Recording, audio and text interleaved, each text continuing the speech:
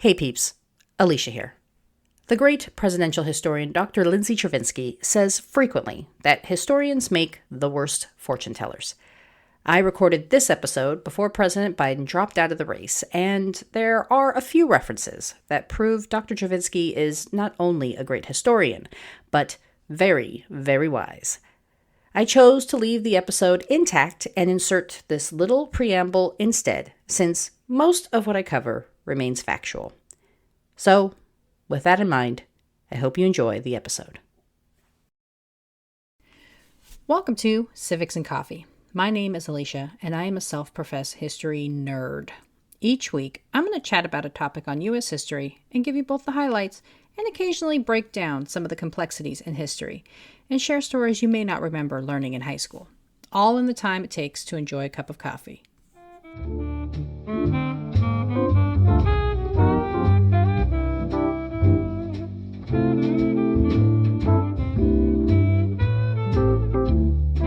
Hey everyone, welcome back.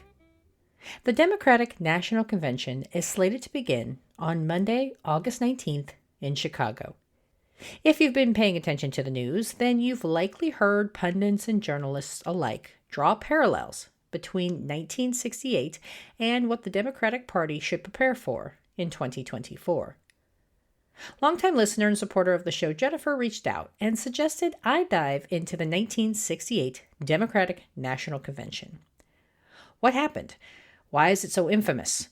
And is there reason to think we will see a repeat this year? Grab your cup of coffee, peeps. Let's do this. Second behind the Gilded Age, the 1960s is one of my favorite periods in American history. I find the entire decade incredibly fascinating. The push for civil rights, Lyndon Johnson's legislative accomplishments known as the Great Society, the pervasive activism. The decade represents so many shifts in perceptions and attitudes that I can't help but want to read everything about it. But 1968 is perhaps one of the crazier years in United States history. So before we get into what happened in Chicago, I want to set the stage a bit and provide some context. In 1968, Lyndon Johnson, coming to the end of his first full term as president, continued to oversee the U.S. involvement in Vietnam. The official position of the administration was that the U.S. forces were making good headway and that an end to the war was imminent. That talking point lost all credibility in the aftermath of the Tet Offensive in late January when North Vietnamese and Viet Cong forces launched a surprise attack during the Tet holiday. While the U.S. forces managed to recoup the territory lost, they sustained tremendous loss while doing so. The casualties and constant press coverage of the issues in Vietnam led to a significant drop in public support for the war. Anti-war activists, including representatives from the Students for a Democratic Society and the Youth International Party, or Yippies as they were known, called for 100,000 protesters to descend upon Chicago in August to push the Democratic Party to adopt a peace platform and demand an end to the hostilities in Vietnam. Members of Yippies tried to secure permits for a planned youth festival in Chicago during the convention, a request that was ultimately denied. And it wasn't just young anti-war activists who were frustrated with the situation in Vietnam.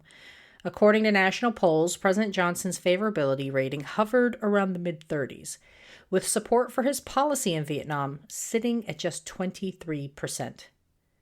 Although he was eligible to run for a second term, Johnson shocked the country when he announced on March 31st that he would not seek his party's nomination for re-election. Sitting before the cameras, President Johnson said in his announcement, quote, "With America's sons in the fields far away, with America's future under challenge right here at home, with our hopes and the world's hopes for peace in the balance every day, I do not believe that I should devote an hour or a day of my time to any personal partisan causes or to any duties other than the awesome duties of this office, the presidency of your country." End quote. Johnson's announcement also threw plans for a peace protest into question. LBJ was seen as a war hawk, but with his exiting the race, there was a chance that the Democrats could nominate a candidate who was on record as being against the war in Vietnam. Activists shifted strategies and began getting involved in the campaigns of those who opposed the war.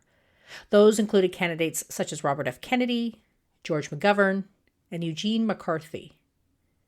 Johnson's vice president, Hubert Humphrey, waited about a month after Johnson's announcement to enter the race, declaring his candidacy on April 27th.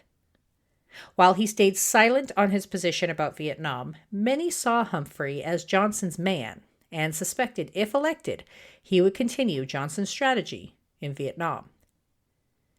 To add to the chaos and tension of the moment, civil rights leader Martin Luther King Jr. was assassinated while visiting Memphis, Tennessee in April.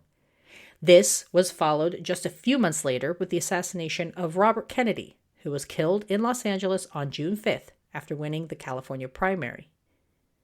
Thousands were devastated with the loss of King and Kennedy. Both men had openly opposed the war, and their violent deaths were seen as a blow to the peace movement. Furthermore, Kennedy's assassination meant that his 200-plus delegates were now uncommitted. So it is with all of this that I can dive into the planning for what was to become one of the most volatile and violent Democratic national conventions in history, which was scheduled to take place between August 26th and August 29th.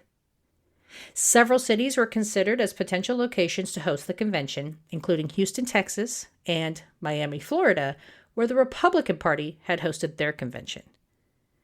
There was an ongoing telephone strike happening in Chicago, which would create issues for the press corps covering the event, leading some in the party to suggest choosing an alternative location. In writing about the convention for CNN in 1996, Norman Mailer observed, quote, "Because of the phone strike in Chicago, television cameras would be limited to the hotels and the convention center. New phone lines were needed to cover outside events." End quote. But Chicago Mayor Richard J. Daley promised none of that would be a problem for the convention and lobbied hard for the event to remain in his city. He made promises that no demonstrations disrupting the convention would be permitted on his watch, and that he would do everything in his power to maintain the peace. Daley apparently also threatened to withdraw his support for the vice president, who was seen as the leader heading into the convention, if the DNC decided to move to a different city. Despite not attending himself, President Johnson was heavily involved in the planning of the convention and ultimately permitted Chicago to keep the event, apparently having some very derogatory comments for the city of Miami. One of the many issues surrounding the convention was how delegates were chosen and sent to the DNC. Before 1972, primaries had very little impact on who was actually nominated to be a party's nominee for president. Unlike today, where primaries are held to choose delegates who are largely bound by the results of their district or state, in 1968, primaries were mostly just for show, a way to test out a potential candidate to see how people responded to them. Even in states with primaries, the actual selection of delegates who would attend the Democratic National Convention was not always directly tied to those primary results. In summarizing the nominating process prior to 1972, political scientist Elaine Camark writes, quote, "For most of this time, getting the nomination meant winning the allegiance of enough major party leaders who controlled delegates to accumulate a majority of the delegates at the nominating convention." End quote. Basically, before the reforms established after 1968, it was state party leaders and party bosses who held the most influence on selecting delegates, and these delegates would vote the way they were told. The general public would not have a chance to voice their opinion until the national election in November. As a result, despite the fact that Humphrey did not participate in a primary, he headed into the convention with the most delegates. Most of his delegates were inherited, originally assigned to Johnson, while a few came from states who held a caucus. The anti-war wing of the Democratic Party, which was significant, wanted to see more of their viewpoint seated at the National Convention. Unfortunately for them, they did not know the right people and were largely shut out of the process. Angered about this, 15 state delegations tried to unseat the delegates committed to Humphrey and replace them with anti-Vietnam delegates, a move that was unsuccessful. The candidates, the press, and protesters all flooded into Chicago ahead of the convention, with most staying at the nearby Conrad Hilton. Violence started almost immediately. Protesters, who fell short of their 100,000 goal, asked to be allowed to sleep in Lincoln Park and demonstrate outside of the convention hall, a request that was denied. The only permits that were approved placed the 10,000 participants far away from the amphitheater. Police officers used billy clubs and tear gas to forcefully remove protesters from Lincoln Park after it closed, setting the stage for what was to come over the next few days in the Windy City. And so, with all of this happening in the background, the Democratic National Convention opened in the International Amphitheater on August 26, 1968. Anyone wondering whether frontrunner and current Vice President Hubert Humphrey was secretly against the war got their answer when Humphrey appeared on the news program Face the Nation a week before the convention, where he publicly stated his support for Johnson's policy in Vietnam. This announcement only further angered the anti-war protesters, who had apparently been promised by Humphrey that he would make a speech calling for the end of the war in Vietnam. Not willing to go down without a fight, peace protesters pushed for the party to adopt a peace platform during the convention. Initially, debate for whether to include a peace plank was scheduled for a time when most Americans would not be watching. This was unacceptable to those in support of the measure, and attendees successfully lobbied for the debate to be rescheduled for Wednesday afternoon. Each side would be given 1 hour to debate the merits of the issue, with California Representative Phil Burton taking the lead on pushing for a peace platform, and Maine Representative Edmund Muskie arguing for adopting the language approved by Humphrey. In essence, the language that outgoing President Lyndon Johnson wanted. Given the setup of the convention, it should come as no surprise that the push for a peace platform failed, which prompted immediate protests within the hall, as anti-war activists broke out into a round of the song, "We Shall Overcome." Outside, things were deteriorating rapidly. That Wednesday is also known as the Battle of Michigan Avenue and was the most violent day of the convention. The chaos from outside made its way inside the amphitheater, where fumes from stink bombs wafted on the floor. Tensions spilled into the convention as anti-war protesters did what they could to ensure their message was heard. There were also complaints from individuals who wanted the election of delegates to be more representative of party voters, including more minorities and women. Managing the message and what was displayed at home proved rather difficult given the amount of hot mics throughout the convention center. Any sound or camera person could pick up the audio of displeased participants and broadcast it over the airwaves. The chaos was palpable on screen, where reporter Dan Rather got roughed up while trying to report on the events of the day, being mistaken by police as one of the agitators in the crowd. Rather was one of 17 journalists who were attacked by police, causing the trusted newsman Walter Cronkite to refer to the Chicago Police Department as a bunch of quote-unquote thugs while on air. Over the course of the convention, hundreds of individuals were arrested. 119 police officers were injured, as well as 100 protesters. My sources differ on the exact number of arrests, but it was anywhere between 589 to over 650. The individuals arrested included those who would become known as the Chicago Eight. On March 20th, 1969, 8 police officers and 8 civilians were indicted due to their actions at the convention. The civilians, dubbed the Chicago Eight, were the first individuals to be charged under the 1968 Civil Rights Act, which made it a federal crime to cross state lines to incite a riot. The 8 defendants included Yippies leaders Abby Hoffman and Jerry Rubin, Northwestern University research assistant Lee Weiner, and Black Panthers founder Bobby Seale. Much like the convention a year prior, the trial for the Chicago Eight was a bit of a circus.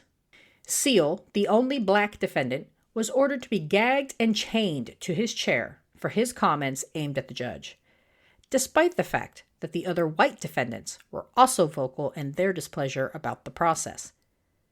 Seal's trial was separated from the others on November 5th, where the judge declared a mistrial, but sentenced Seal to 4 years in prison for contempt. The remaining defendants were retried in February of 1970, this time as the Chicago Seven. After only a day of trial, the judge, who was the same man who presided over the original trial the year prior, convicted the defendants and 2 defense attorneys with contempt of court.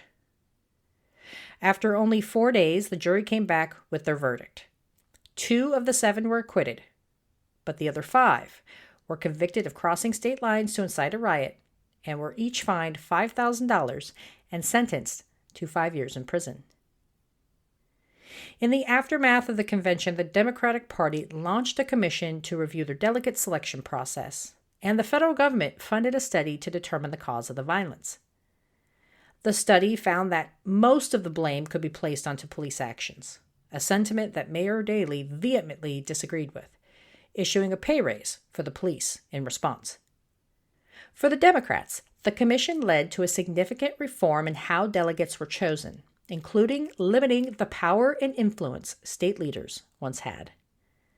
Again from Camrick, quote, "The reform movement in the Democratic Party that followed did 2 things, which were to radically change the nomination system.